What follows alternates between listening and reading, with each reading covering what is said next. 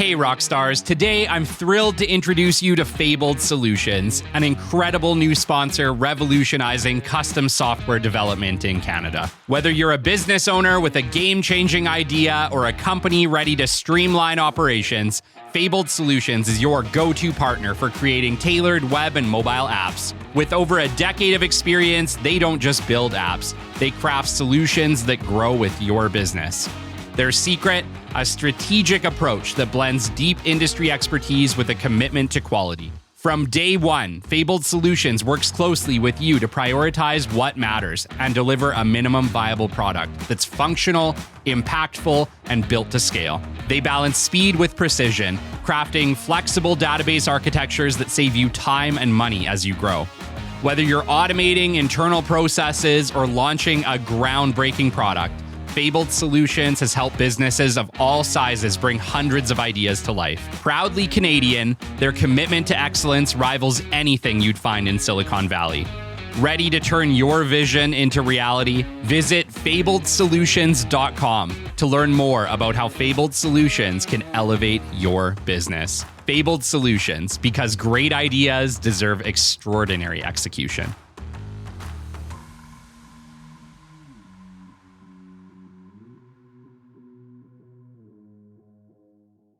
Welcome to episode 220 of the Business Development Podcast, and today we dive deep into the future of work with Michelle Coulson, founder and CEO of Remote Rebellion.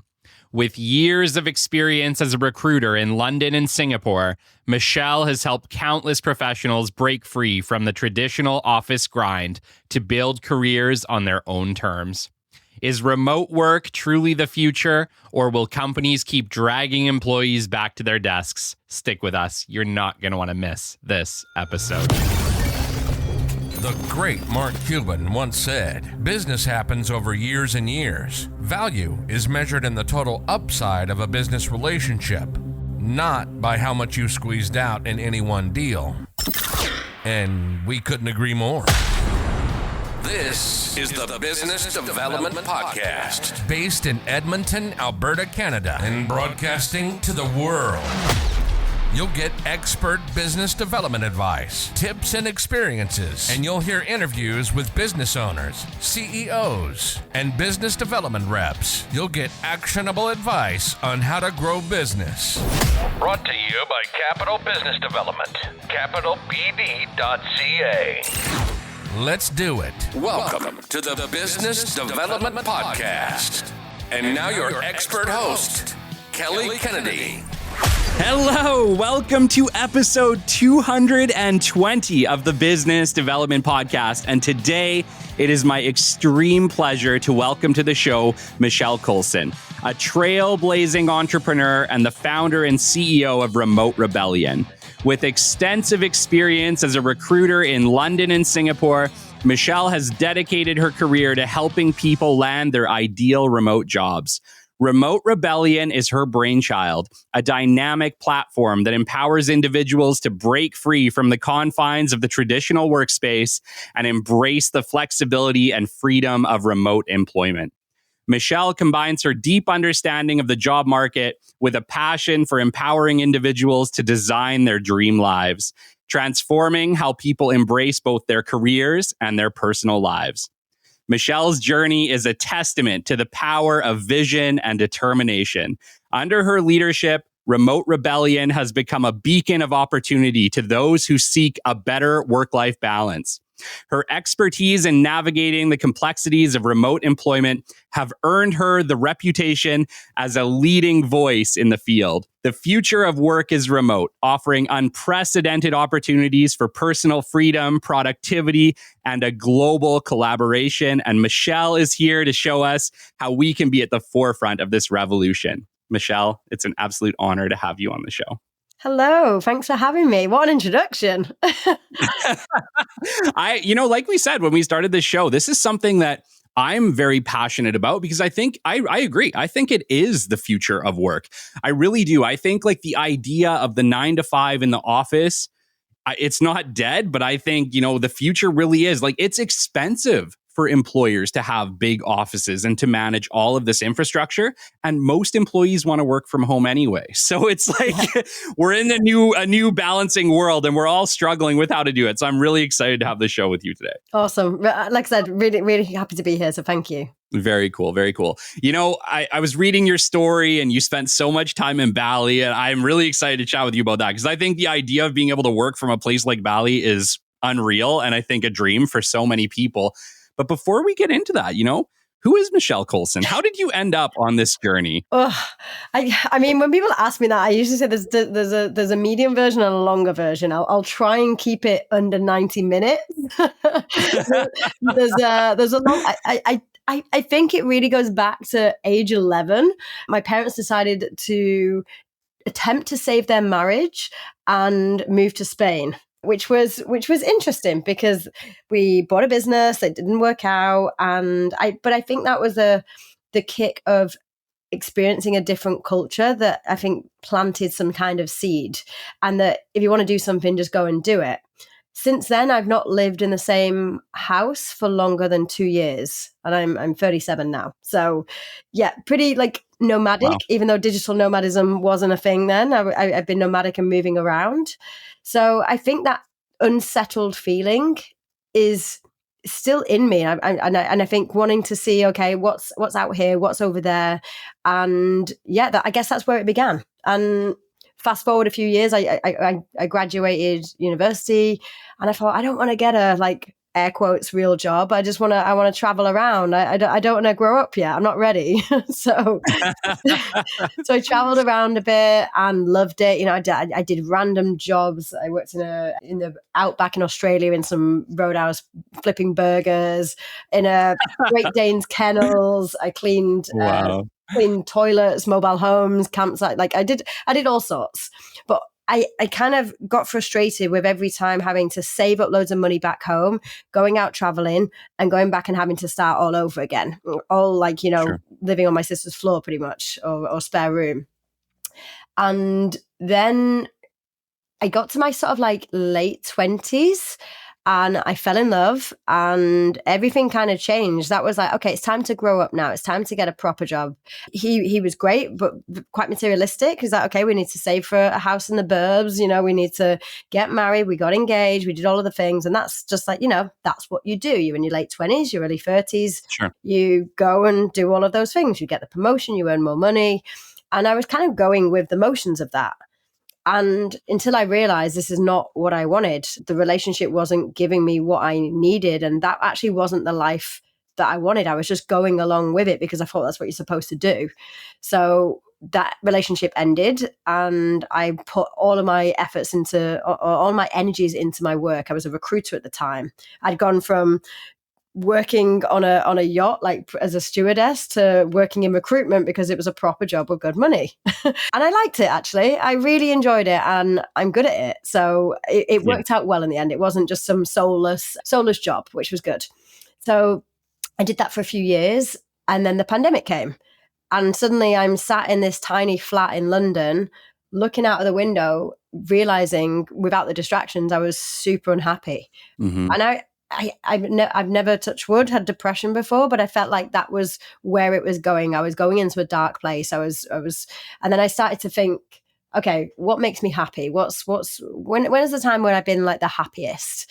And I put the pieces together, and I didn't know the term at the time, but it was essentially around community, and it was near the sea, in and around the ocean. I'm happiest when I'm diving, snorkeling, surfing. And it was March 2020. I couldn't leave the house, let alone country.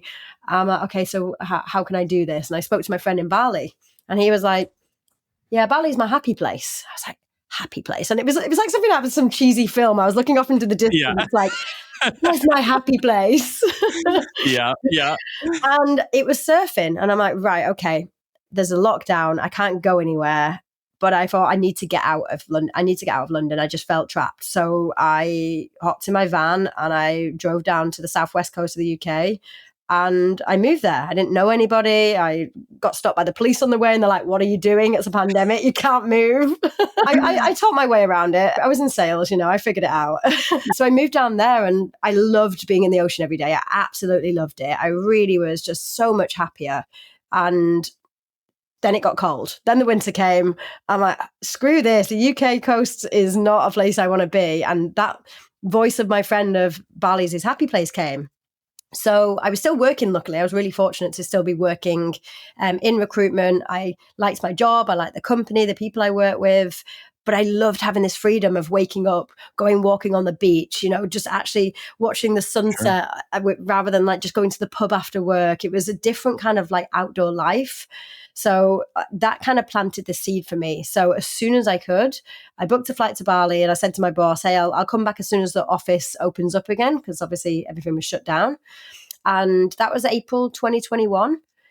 And about 2 months later, I was living the best life ever in Bali. I was working my 8 hours a day for the company, but I was actually getting to live as well.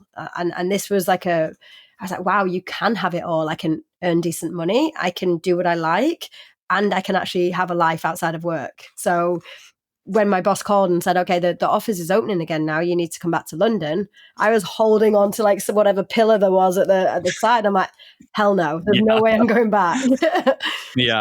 So I tried debating with him, and I'd actually implemented a hybrid policy a few years back, like in 2017, because I was hiring developers. And back then they had all of the power of like, what are you going to give me? That was a different market then. So we had to offer some kind of remote work. So I said to him, hey, we've been working remotely for the past 18 months. Why can't I continue to do this? And it was a company policy BS reason, basically. And I was like, that's not good enough for me. I need a real reason. And he couldn't give me one. And so I quit. And that's when I was like, okay, I'm going to find a remote job. I didn't know what that looked like, but I knew I would find a way. And I struggled. Yeah.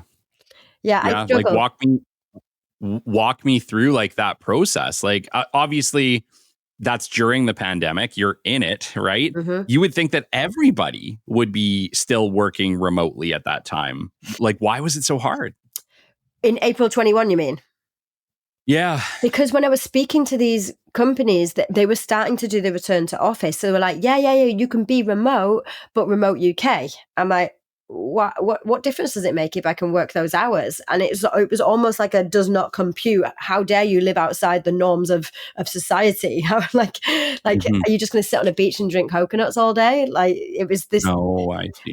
I think there's a mixture of jealousy, of just not of ignorance, and of just not wanting to look outside the norms. So companies would say, yeah, maybe remote, but you need to come back. We're getting people back to the office. So it was really hard. Wow. I could totally see that. I could totally see someone sitting in an office building thinking, Michelle's just sitting on a beach in Bali living the best life. Like, we're not going to support that. Yeah, I can totally see that. It's true. You're right. There's definitely bias in there for sure. I think that's what really gave me the idea, though, like for Remote Rebellion, because I was like, what? Like I've been in recruitment for 7 years. I'm good at what I do. I have a really good network. I know the business. I know how to sell and market myself as a recruiter, and I'm struggling. How are other people doing? And this was 2021 when the market was really good as well, especially for recruiters. Yeah. So I was like, wow, if I'm finding it this hard, other people are going to find it even harder, I imagine, that don't have this recruitment experience, that don't have the network and don't have the know-how. And that's where the light bulb moment was like, people don't just need resume reviews. They need a lot more. They need to learn how the market works in the remote world and how to hire remotely, because I ended up getting 2 freelance gigs helping 2 startups to hire remotely. So I was doing some consulting with them, but also I was helping my friends on the side say, here's some great boards that you should find remote work. Here's how you should do your CV. Here's how to interview. So I was like, people need more support, just the same way people don't need, but it helps when people have personal trainers. They get to their goal a lot faster. So that's where Remote Rebellion, the brainchild, came from. Amazing. Amazing. Like, first off, what an amazing journey that you've been on, and what an amazing cause that you're fighting for. Like, I love both of them, and I'm really excited, like I said, to chat with you about it today. But I just want to spend some time because, like I said, we haven't had a remote work expert. At this point, we've had over 200 episodes and we have not had a remote work expert. So on a certain level, I get that it's not necessarily new for people since COVID, but it's a new idea from that standpoint. And so, talk to me though. What was it about COVID? Are things different? Like, is that world coming back where people are just going to go back to the office? I get that that's what a lot of companies are pushing for. Do you think they're going to get it? No, because I think the people that are pushing for it are going to die out soon. Give it another 15 years, they'll have retired or gone on to new things. And I know that sounds quite blunt and a bit direct, but it generally seems to be of a certain demographic of people that are pushing for that. And things are changing. I usually give the analogy of back in World War II. World War II ended, and women had been taking the place of some of the typical male roles in the factories, in the other places, and the men came back from war. And I can imagine, it would have been right. Okay, back in the kitchen now, women. Like we're back now, and it was like, no, we've been doing pretty well so far, and the whole world changed because of that. But I mean. Yeah. Like decades later, and we're still fighting some changes, right? So it's taken us quite a while. And I think the same is going to be, maybe not the extreme level, but something similar in the remote workspace, that a lot of people are like, okay, back to normal now that we've had the COVID, let's go back to this. And a lot of people are like, whoa, why? This was working really well. Yes, there's things and challenges that we need to overcome. That doesn't mean we should just scrap it just because there's challenges. I agree completely. See, I've actually fought for it on both sides. I'm an interesting case on this because I was an office worker for many, many, many years, like 10 years of my business development career. I spent working in an office with colleagues. And I really loved that. I really did. Honestly, COVID was such a kick in the teeth for me because I loved working with my colleagues. I loved being able to just take two offices down and get something done with a snap of my fingers, right? Like I was head of business development. I was also head of operations. So I needed things done quickly and I understood it from both sides. And so for me, when COVID came, and suddenly I had to work from home, I really struggled with it initially, Michelle. I'm one of those cases who was like, at first, not a good candidate at all. I really struggled to work from home because home was my happy place. Home was my home away from work, right? Like I was really able to turn it off, and I did.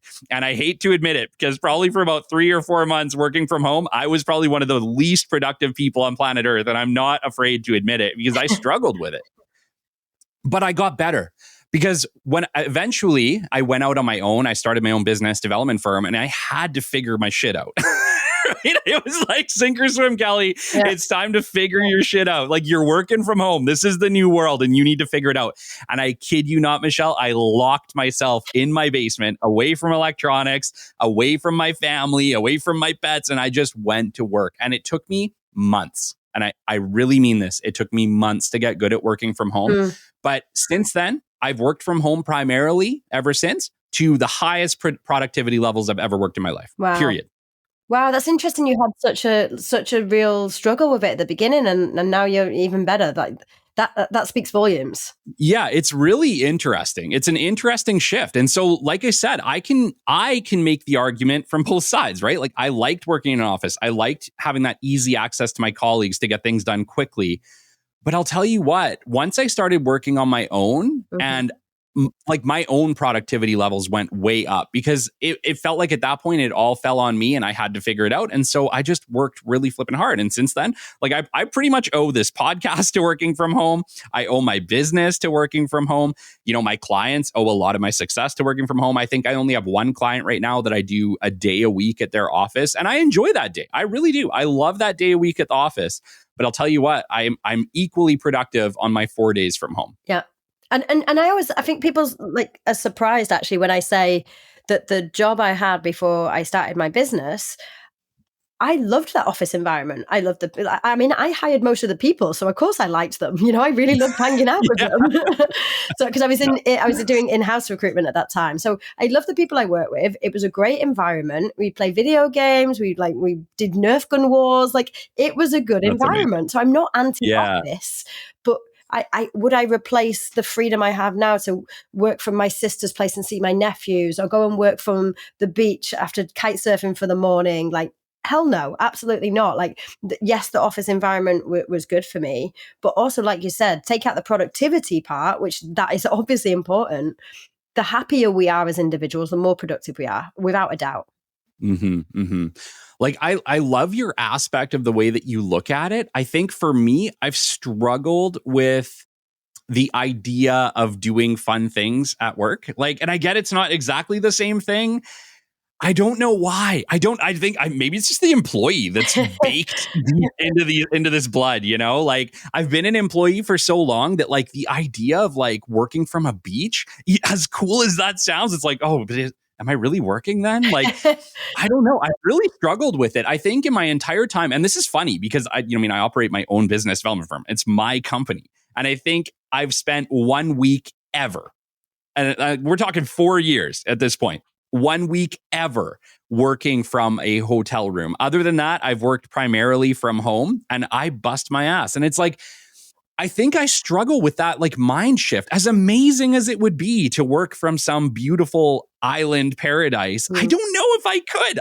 It just feels wrong. It doesn't feel like work. You know what I mean? And maybe that's what it has to be, but I'm so struggling with this, if you can't tell. Do you want me to have a word with your boss and maybe tell him that? Yeah, please do. Please do. I need some permission, I think. Maybe that's what it is. You need to separate the two personalities and be like, Kelly, it's okay to do this. Okay, Kelly. It's amazing. It's like we live in this like freedom place, but we're still in our own jails. Yeah. Yeah. I mean, 2 days ago, what day are we today? Monday. Yesterday, 2 days ago, I was working from a yacht in Menorca in the Balearics, and like it was crazy, like you can do it as well. There was Starlink on board, which is better Wi-Fi than sometimes you get in the UK. So yeah. Oh my gosh. Yeah. It sounds amazing. But, like, talk to me about the moment where I guess you had the opportunity to go to Bali and do that. I really think you're unique. I really do. I think you are unique in this. I don't think there's a lot of people who would make your choice, who could, maybe even, like, morally or, like, internally. Like, it is a mental struggle, I think, to be like, you know what? I can work from a beautiful place. I can enjoy my work day. And don't get me wrong, I enjoy my work days, but sure, of course, I would enjoy them a lot more from a beach, right? But I don't know. It's an interesting struggle that I have fought with, and I know that a lot of entrepreneurs fight with on a daily basis. Talk about it. What was it that you told yourself? Like, what was that thing, that freeing moment? I think that might be the lesson today. How do we free ourselves from that trap that we've grown up in? I think, just to clarify, I very rarely work physically from the beach. But for me, having close proximity where I can smell or hear or know that the ocean is close brings me some kind of comfort. So I might work from a co-working space that looks no different than your average office, but yet I know 10 minutes walk away, I'm near the beach. So that's what important. It's not necessarily being at the beach and working, but knowing I can just stroll and do that, But what was it for me? I think I've always been I tend to act before I think, which can be a good thing in some ways, but sometimes can be a bit dangerous. For me, it was just like, I'm not happy where I am. I need to move. And my friend said, this is a happy place, so I'm going to give that a go. And it really was that simple to me. And I'm in a place of privilege in that whilst I don't have rich parents to fall back on or a partner that can support me, I have this safety net of having a loving family that if, excuse my French, shit hit the fan, I've got my nephew's playroom with a mattress on the floor, food on the table. Yeah.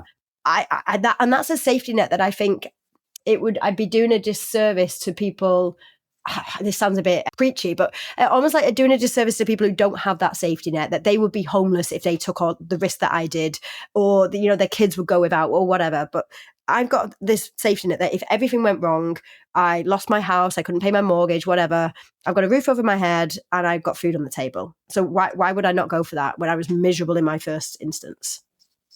Yeah.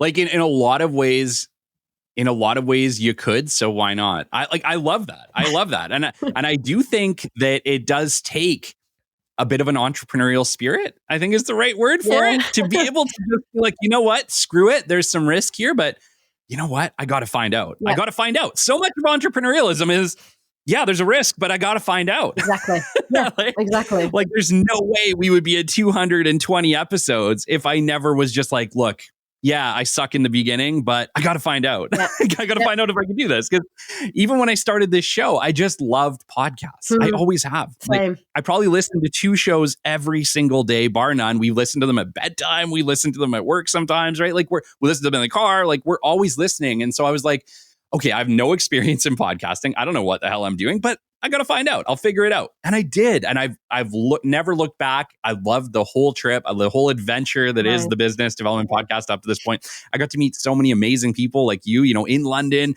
Like I would never, like our paths would probably never cross without a show like this. And so many neat doors and so many amazing people I've gotten to meet at this point. It's well over 100 guest interviews by the time your show comes out. And it's like so much of it is you just got to find out. But I think one of the struggles that we're all dealing with, whether we're employees, whether we're business owners, is the like work-life balance. There is no balance. We're all out of balance. And I've talked about it on the show 1,000 times. I've talked with people who've sold their businesses for $419 million. And, they struggled with that sale. They struggled with the balance. And I think they still struggle with balance. I've talked to people who've lost their whole families for their businesses, who've lost marriage after marriage after marriage, who've lost relationships with their kids. Yeah. The whole like work-life balance, it doesn't matter how rich you are, there's a struggle. Yeah. There's a big struggle there. And I can see what you're doing as trying to rectify this a little bit, trying to say, you can enjoy your life at work. There can be balance. But my gosh, I'll tell you, as entrepreneurs, I struggle with it. And almost everybody I've talked to on this show has struggled with it. And it sounds like you're finding it. Can we talk about work-life balance? Yeah. You know what? I had the most, it's embarrassing to admit this, but I had the most naive ideal of self-employment, work, whatever you want to call it. Like, I think I started Remote Rebellion thinking, it's a lifestyle business. I'll just do a little bit of this on the side and I'll do a little bit of that. I'll work 2 hours a day and I'll just sit in a hammock and the money will just come rolling in. I was so naive. I really was. I'm like, my friend jokes that you quit the 9 to 5 to work 24/7. And I was like, it's so true. Yeah. So for the first 6 months, I didn't really take it too seriously. And I just did a little bit here, there. And then I was like, something went off in me. I was like, this could be big and I could really make some changes here. So that's when I started really hustling. So I've kind of gone in this path of chill, just enjoying life, but not really doing much on the work side, to full on, again, you mentioned before, locking yourself in a basement and getting work done. I was the same. But then I always had this sense of dread because I'm telling people to live their life and that life should come first before work. And I'm not living it because I'm working all the time. And there's this beautiful sea out there. I've not surfed in weeks. I've not done this. And then the guilt of, why did you set out to do this? What was the purpose of you setting up this business? It wasn't to become a millionaire. If that happened, great. That wasn't the purpose. The purpose was to help people. And so I had the freedom to work wherever I wanted as well, and to help people have, get that freedom. So but it's been 3 years now, and I've definitely gone through the roller coaster. I did a silent retreat this year in February, and I honestly feel like that has given me so much perspective that I don't know if I've got so much more balance, but my mindset is a little bit better, and I'm still got a way to go. I'm not cured, by the way, so don't be looking for some work-life balance because it's not here. Me neither. But I feel like my mindset is better in that I don't have the guilt as much. It's still there, but I used to get the FOMO of not living properly enough, and then the not working hard enough when I'm living, or whatever, however you want to do. So I feel like I'm giving myself a break now, that when I'm doing fun stuff, not work, even though I love what I do, you kind of have to separate the two. You know, if I'm sitting just chilling with my family members and I'm not really doing work, that's okay that I'm not working. And when I'm working, that's okay, I'm working, and I'm missing out on certain things, because everything that you do is a choice, right? You're choosing not to do something else by doing this thing. Yeah, yeah. And I think the challenge that I have faced is that like guilt, that like feeling if I'm having fun, that I'm not doing what I need to be doing to grow my business, or that I'm not delivering the things that I should be doing for my listeners or for my clients, right? Like, and it really does start to become this crazy trap. Yeah. And it's funny because I recently had basically a work life coach come on here, Lester Jorgensen. Amazing conversation. He actually lives locally, so I did a session with him. And it was funny because when we delved real deep, my biggest value is freedom. And I've always looked at money as the path to freedom. I've never looked at it as, I can buy a Ferrari. I've looked at it as, if I have enough money, I can do whatever I want. Yeah. But ironically, starting my own business, I thought the same as you. Like, yeah, I'll be able to work 2 or 3 days a week and I'll have all this freedom. And that never happened. And like, don't get me wrong, I love running my own company. I love doing this podcast, but you're absolutely right. I work at bare minimum 12-hour days every single day, except for maybe like the odd Saturday, Sunday. Mm-hmm. And I don't feel bad about it. I really love this show. I love building my company. I love helping my clients, but it definitely didn't pan out the way that I had thought. And it's turned out differently and amazing in other ways. And so, but I guess here's the thing. The things I used to love to do, for instance, I used to love going motorcycle riding or fishing or like trips and things like that. I found that I wasn't able to enjoy them as much when I went out on my entrepreneurial journey, because it did start to feel like, oh, like this is amazing and you're having fun, but you're wasting time. Oh, wow. Okay. And I've struggled with that. I've really struggled with that. And I've talked about it on this show plenty of times. I've talked with many entrepreneurs who said the exact same thing. The things they used to enjoy, they could no longer find joy in, or they had to reprogram back to enjoying that time and being able to turn off. But I know for entrepreneurs especially, and I know you're not alone in this, turning off is hard, if not impossible at times. Yeah. Yeah, it really is. And there's a few things that I think have helped me along the way. Like, you love podcasts. I don't know if you've ever listened to the Happiness Podcast or the Happiness Lab. No, but I really should. So, honestly, like moving during the pandemic, when I said I was going into a spiral of like depression, moving to the coast and this podcast, the Happiness Lab, it saved me. Honestly, she's called Laurie Santos, and she's a Yale professor, and she basically talks about the science of happiness. And one of the episodes I think you'd really like, if I find it, I'll send it to you. She talks about speaking to future her, and they have this like AI where you can speak to the future you, and future you isn't giving you a hard time on all of the work you're not doing. They're saying, hey, you need to chill more, you need to spend more time with your family. And it's interesting to actually have that conversation with older you.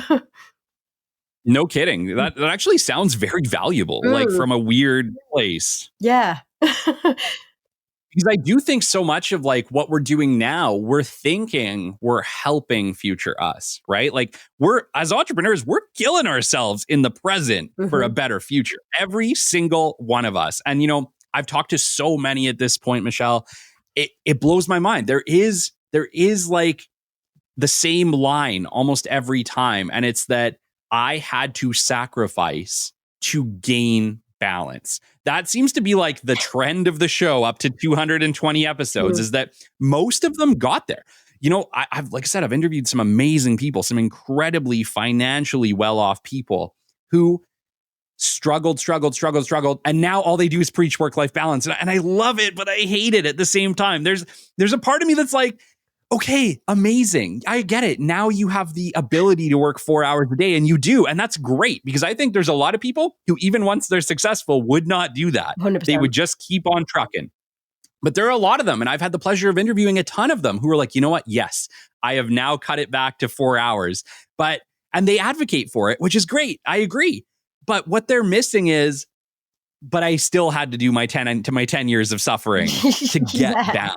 Yeah. Right? Like, telling people not to struggle now when they're young, I think is a disservice, because I don't think that there is an easy button. I don't think you get to balance without earning it. And I don't know, maybe that's just me. Maybe there is a better way.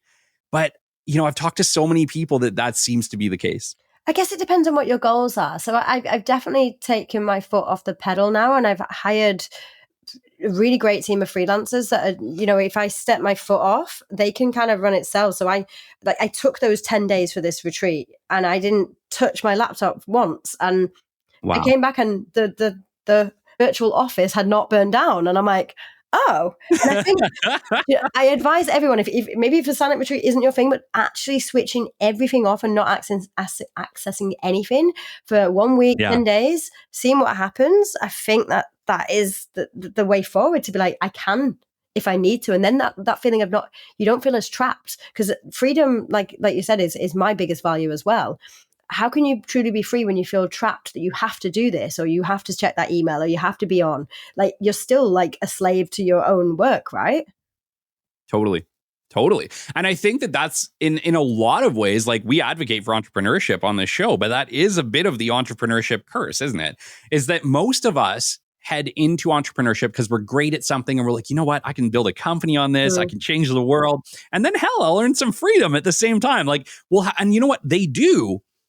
But there is no easy button. There is no fast tracking through the hard work. No. You either get there really slowly and you do that work-life balance and do the 4 hours a day and expect that those results are going to be slow, or you go fast and, like you said, make some sacrifices along the way, whether that's relationships, your health, like your time, your family. Yeah. Oh boy. Yeah. And I would say, unfortunately, I've struggled with every single one of those things, right? Like, I am a huge entrepreneurship advocate. I hop on here and I tell people all the time, when you are ready, go do your own thing, start your business. It will be one of the greatest things you've ever done. No question. Yeah. But I'm not beyond saying that it's not going to be easy. There's going to be struggle. There's going to be times you wake up at 2 a.m. My boss, my old boss, when I started my company, he goes, Kelly, he's like, you'll know you're an entrepreneur when you wake up at 2 a.m. and you are scared shitless. And I remember waking up at 2 a.m, like being totally scared and that just running through my brain. And I was like, I made it. It was a trigger moment. It's actually the irony of how much of your self, I feel, if we're honest, your self-worth and your identity is wrapped up in your business. I mean, I even have my logo tattooed on my hand, and the irony is it means it's the Roman symbol for freedom, like it's, yeah, so there you go. Oh. Yeah. And actually, we're so tied to it. Like I said, I had an interview recently with a gentleman who sold his business for over $400 million and struggled with it because he lost a part of himself when he sold the company and had to deal with that loss, just like losing a person. Actually, he suffered a whole bunch because he ended up losing, I believe, a marriage, a mother, and the business all within like 8 weeks. Oh, wow. So incredibly tragic story, amazing story, tragic story. But he did mention specifically the loss of the business was a loss of identity. Even though he had benefited financially greatly from that sale, he lost a part of himself because he tied so much of himself to the organization. Yeah, I can relate to that. Yeah. I do find it weird. Like, I find it weird to think that, like, if I was to sell the podcast or if I was to sell my company, you're right. Like, I would lose a piece of what I identify with and, like, really a big part of your life. Like, it is like losing another family member or a person if you lose your company, regardless of how it happens. Yeah, true. One of the things that I wanted to chat about with you is, in this new world, like, what do you think the future of work looks like? We talked about it briefly before we started the show, but I mentioned that I think one of the challenges that I've seen, and I've sat in a lot of boardrooms with a lot of people who are advocating for bringing employees back to work, who are saying, we want our employees back at the office because we're feeling like we're getting a loss of productivity. We're having a hard time holding them accountable from home. We don't know where they are. We don't know what they're doing. And I get it. I get it from a management standpoint. When your KPIs are tied to your employees delivering and you're feeling like you might not have control because you don't understand how they're doing it. How do we do this better? Because I think you're right. I think working from home and remote work is the future. But I think right now we're still struggling. And we talked about this before. This isn't necessarily an area of expertise for you. But I think it is something that we have to consider and spitball here, because I do think that there's a fear that when everybody works from home, we'll get less done. But it's like I said, from my experience, when it was me and I had to like, shit hit the fan and I had to figure it out. I didn't just figure it out. I excelled. I had better productivity than I ever had, being able to do it on my own terms. How do we do that though? Like, how do you think we can improve that for everybody? Because I do think that that's the fight. And you're fighting that fight every day when you're trying to place somebody remotely. Employers are struggling with how to manage people working from home. Can we just speak to that for a second? Because I get it from, if you own a business and me and you both own businesses, and it sounds like you've been able to outsource some of the work and that's worked well for you. I think the companies that have employees are struggling with, how do we manage KPIs? And I get it's just a little different. And does it really just come down to, we have to hold our employees more accountable maybe than we have in the past? I think the two big reasons or major reasons that companies or individuals want the return to office is fear and ego. It's generally speaking, the big wigs, they want to have this fancy office. They want to say, these are my minions working with me. I want to see where they are. I want to see what they're doing. And it's the fear that they can't control them. And the question they should be asking themselves is, why do you need that much control? Why are you hiring people that need that much babysitting? Why aren't you hiring people who are autonomous, who are self-starters, who can figure stuff out themselves? And why don't you have leaders that encourage them to think for themselves and to be able to not babysit and micromanage people? And that's the biggest challenge. It's not how do we manage people better remotely is more the challenge here, not about the remote or not remote. It's generally having a better leadership team. And there's large organizations like Atlassian, like Zapier, like GoDaddy, not GoDaddy, I've forgotten the name. Anyway, there's loads of like 1,000 plus organizations that do this and do them fully distributed around the world. So they really need to be looking inside themselves. It's a little bit similar to if you're going out like, oh, why do I keep meeting these dickheads? Why do I keep going in the dating pool? And all I'm getting is like these dicks. And well, that's because maybe there's something's wrong with you. Have a look in the mirror and see like what's going on there. And I think that's the thing here. It's not, if people are so-called less productive working from home, which is BS, I think there's a bigger conspiracy at play with the real estate giants planting this kind of information, because there's not as much being spent on real estate. But that's a whole topic in itself. Why are they not productive? Why are these people not happy? Are you trying to manage them the same way you were when they were in office? Are you trying to hire in the same way? Things need to be done differently because you adapt to a different environment. Yeah, it's like it's a culture change. Like the whole corporate culture is changing. And I think what it was a forced culture change. And I get that almost all culture change on a certain level is forced. Like I feel like most things do not happen without a pretty big catalyst to kick them off. Yeah. But I think you're right. I do agree. I think what you're dealing with is an old paradigm, old management. Most of the management at the companies has not changed. And so we're kind of dealing with that weird in between where they're not sure how to navigate things outside of an office environment. And so it would be more comfortable if people would just come back to what they understand. Yeah, exactly. And I don't think necessarily that the future of work is remote. The future of work is choice.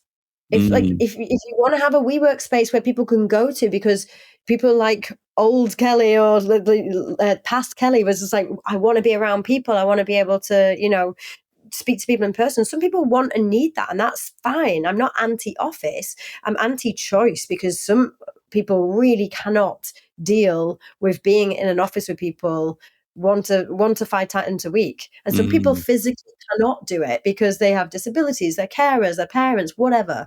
So for all of the so-called downsides of managing a fully distributed team, there's so many more benefits that I can talk to, but having access, rather than having access to your local town or city, you have access to however many billion people there are in the world. Like, surely that's worth it for that. Yeah, I would agree. I would agree. Like I said, I think you're dealing with maybe the culture has not caught up yet. And so understand, like, it feels sometimes, I think, like understanding how to do that or how to hire somebody from a different country can feel like a really challenging task, especially for an employer who thinks, well, I could maybe find somebody locally in my own city and they can come and work at my office, right? Can we speak to that though? Like, how do we change that paradigm? What is the benefit to a company when they hire remotely, when they hire remote work and change to that model? Well, rewind a little bit before the actual hiring side. It's actually can be used as a really great way to promote your business, because especially if you're a work from anywhere organization, because there's so few companies that are doing, I think there's less than 16% of companies are remote, and even fewer are work from anywhere. So having that as an attraction, using that as almost a PR tool. We are a work from anywhere company. Oh, People are yeah. searching for that stuff. Like at Atlassian, for example, if people are searching work from anywhere, they're probably going to be one of the first that comes up. Oh, I've never heard of Atlassian. What do? They go in and they start searching. So not only are you able to attract more and more talent, you're able to use that as a marketing tool as well. So that's one benefit. You're going to get your name out there a lot easier. And secondly, you can hire someone in at least half the time if it's a fully remote role compared to an on-site or hybrid role. So Wow. the time to hire is much faster. We all know how much it costs to hire people as well. So there's just a cost saving, not to mention the lack of office costs. And you're going to get access to that wide talent pool. And then you've got access to people that are in different time zones as well. When people see that as a downside, it's actually a real benefit, especially if you've got customers around the world. You've got someone in different time zones that can deal with those customers at different times. Or if you've got people that are morning people and they are maybe in Europe, for example, they can be actually on the same time zone as you, but they're working where their brain is most optimum. So you're getting the most out of people rather than accepting everyone to be on this 9 to 5 train. Yeah, no, that makes a lot of sense. Like I said, I think what it does is it requires people to shift their frame of mind, Yeah. right? Like, I think a lot of companies have not thought this through, especially if before they were work from the office. We have multiple locations around the country or around the world, and we have people in those locations working at the office. It's going to take a shift of consciousness almost, right? Like a new, like you said, the new generation. It's going to take the new generation to come in and say, you know what? I think we can maybe do this better. And I am 100, first off, everybody, I am 100% for working from home, but I am also 100% for productivity. And so for me, if I was to hire work from home, one of the things that I think would be important to me is that the employees understand that, like, I'm totally cool with this, but I also expect a certain level of performance because we have to deliver. We have to deliver for our clients, for our company, for ourselves. And so I think that working from home works great, but I think it also does require a certain level of understanding of expectations, communication of expectations, and holding people to expectations. What are your thoughts on that?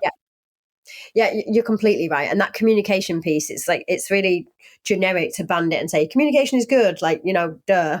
But actually, like you said, setting those expectations of how we're going to communicate as well. Like, for example, I prefer to have everything in Notion that we're managing with our teams. I don't want you to be repeating stuff on Slack that you've already got in Notion. I don't want you to be responding yes to something. An emoji is fine. So actually understanding how people prefer to work asynchronously and a guideline of the kind of hours that they're going to be online, so you can work with that as well. I think that's super important to set that very tone from the beginning. Yeah. And what I do with my team, I say to them, I don't care when you work, as long as the work gets done. And if you're not going to be available for 48 hours, just let me know ahead of time. And literally, that's the freedom. Like, you work where you want, when you want. And you know what I get in return from those people? Appreciation. They appreciate that I'm not on their backs. I'm not like, where were you at 9:01? And also, like, respect. And I've got one person that I'm working with at the minute, and she's got two young girls, And she absolutely loves that she can just say to me, I'm not going to be working this afternoon because it's my daughter's birthday and I want to make a cake for her. Yeah. You know, she's not asking for my permission. She's telling me this is more important. I'm doing this. And I know she's going to wake up at whatever time to make sure she gets her work done the next day. I don't need to be there to manage her and look over her. And that's with all of my team. That mutual respect is so important. Yeah. And when I say to them, hey, I'm canceling this meeting because I'm not feeling well, they're like, you rest up, you do well, you know, they want to do well. And it's about having that mutual understanding and respect. Totally. I had the pleasure of interviewing Liz Ryan from Human Workplace, and we chatted about that and about how like it's really about bringing humanity back to work that's going to be essentially, you know, the catalyst for a better future for all of us, right? Like there's a huge shift happening, and like her book Reinvention Roadmap was really just talking about like we get put into these buckets, but the reality is we're good at so many different things, but many of us never explore what those are. And kind of this new world is allowing us to say, you know what, like even if you are, you know, working in recruitment, the reality is you could be good at 5 or 10 other things. Why not explore them too? Yeah, exactly. And actually having people who are working the side, all of my team are freelancers, some of them part-time, some of them full-time, and the majority are working on other things as well. And so many employers don't want people to have side hustles. They don't want, because they want you to be obsessed with just their business. And that's so unrealistic. Mm-hmm. Like think about how, and if entrepreneurs are expecting people to be entrepreneurial self-starters and manage their time, they're going to be entrepreneurial and doing some other side stuff as well. And that's a benefit. So rather than having the team have to feel like they hide that, why not celebrate it and say, how's it going with your side hustle? How's it going with the VC funding that you're getting? And actually, it's so powerful to get that from people, because you get someone almost that is an entrepreneur themselves, and they really want your business to do well as well. Like, so I think these companies who are dismissing people with side hustles or got their own stuff going on or don't fit into this box, they're stupid, because they're missing out on really good people. Yeah. And I wanted to chat with you about that, because earlier you had mentioned that you use freelancers, or at least some of your staff are freelancers. And I wanted to chat with you about that. Like, has your experience been really great working with these people? Yeah, do you know what? I've made a couple of hires that maybe didn't work out, but I always take people on as freelancers in contract, but I don't see them as freelancers, and they don't really see it as a freelance gig. Like, so I think it's more of it's on paper freelancing. However, the way that we work together and the length that we work together, it's not a kind of like do this project and then on to the next. They're more like a full-time employee, but just not on paper. Yeah. Well, the reason I ask is I actually see that just from like my own understanding of entrepreneurs. I actually see that as potentially the future of work, like genuinely, because I do think that freelancers too, it's their reputation and their business, and they're willing to probably put in just that little bit extra effort. And sure, you pay a little bit more for that, but I think it all works itself out in the wash by the time you factor out, you know, employment benefits and all sorts of things that go along with employees. But, you know, I think that a good portion of future work is going to be freelance work, because I think you're going to get amazing work out of it and good value. And you can't be stagnating when you're always moving, always looking for the next thing, right? Like, so I think a lot of, if you've ever worked in an organization where people have worked there for 20 years or something, and they're just kind of going through the motions, right? Sure. I spoke to someone who said, what did they say? They said after 7 years, you should get rid of the person who is working at your company. And it's like anything after 7 years and they're not innovating, they should either be moved into a different role, or they should leave the business. So I was like, oh, I sort of took it back. I'm not sure if I agree with it, but I thought that was quite interesting that he had that perspective. Yeah. I mean, obviously I've worked at a lot of different organizations, and I think I can attest to that. I really do. I think by the time people, and I would maybe even move that down, I might even move that down to 5 years. And I don't necessarily think you lose those people, but I think that people need to be challenged to grow. I know that I've never grown if I wasn't challenged, right? Like at this point in my life, I try to take on as many scary things as possible, because I know that if I don't do that, I'm not going to grow. Where do I grow? I grow in adversity. Yeah, agreed. Michelle, I want you to take us into Remote Rebellion. I love the name, by the way. I love the website. You did a great job on your website. And talk to us. What is Remote Rebellion? So what is Remote Rebellion? So in a nutshell, Remote Rebellion is a holistic program to help individuals get remote work. And only recently, it's probably why you're not seeing it on the website, is to connect startups with remote talent, with the best remote talent. So I got a little bit disillusioned with the recruitment business. And that's why I just, for 3 years, really focused on the job seeker and the individual. But over the last kind of year or so, I was like, why am I not connecting the two?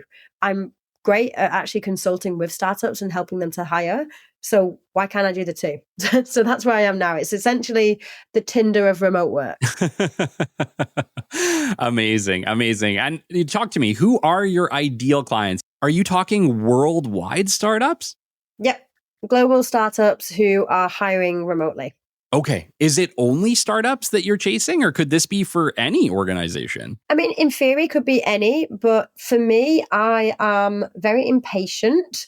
And when you get to like larger organizations, there's so much red tape and bureaucracy, and you got to wait. And I'm just not that patient. So with startups, they're scrappy. They haven't got shit figured out yet. Yeah. I like that kind of like, let's unpick the mess and let's find different ways of doing it rather than this is the process. We must do this.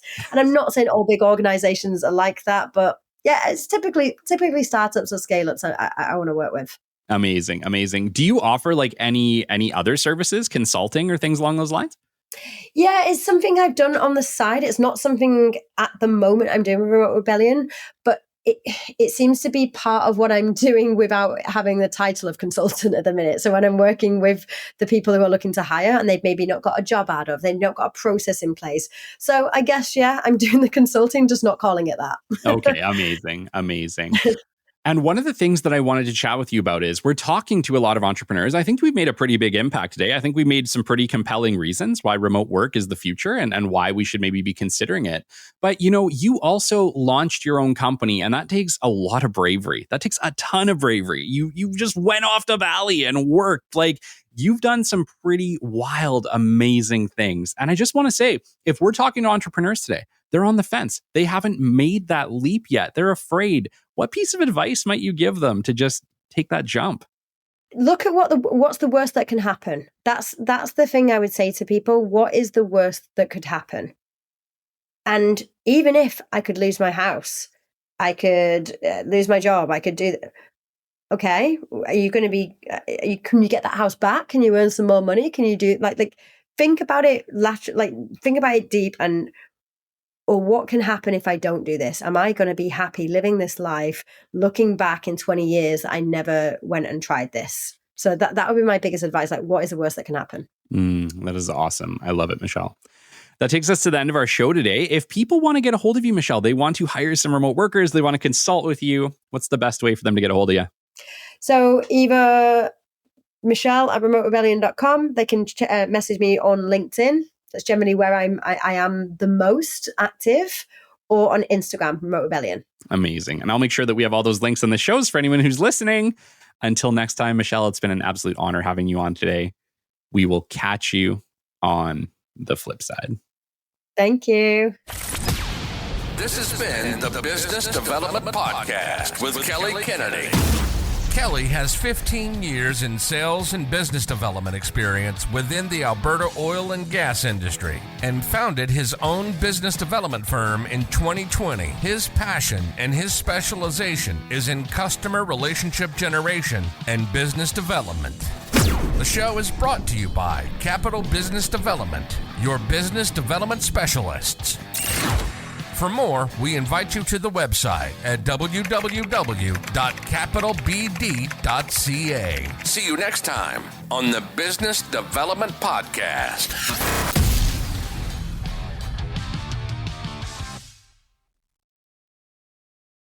Hey, rock stars, let's talk about Pacific Ropes, Canada's trusted leader in work at height solutions. When the job is tough, the location is challenging, and the stakes are high, anything you can't get to, they can. Pacific Ropes doesn't just give you access to hard-to-reach locations.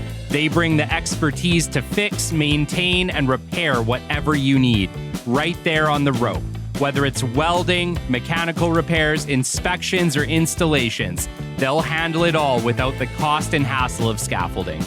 With over 40 years of experience, Pacific Ropes has become the go-to partner for industries like construction, infrastructure, oil and gas, and turbines. They've mastered the art of combining technical know-how with rope access to deliver results where others can't.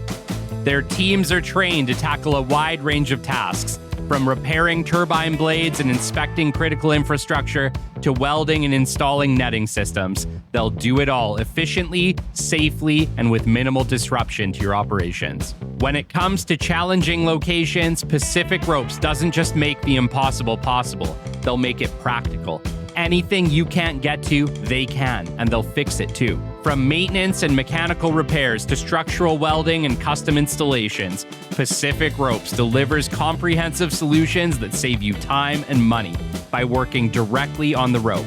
No scaffolding, no delays, just results. Ready to see how Pacific Ropes can take your operation to the next level? Visit www.pacificropes.com or email projects@pacificropes.com. Pacific Ropes, when access is the challenge, they bring the solution.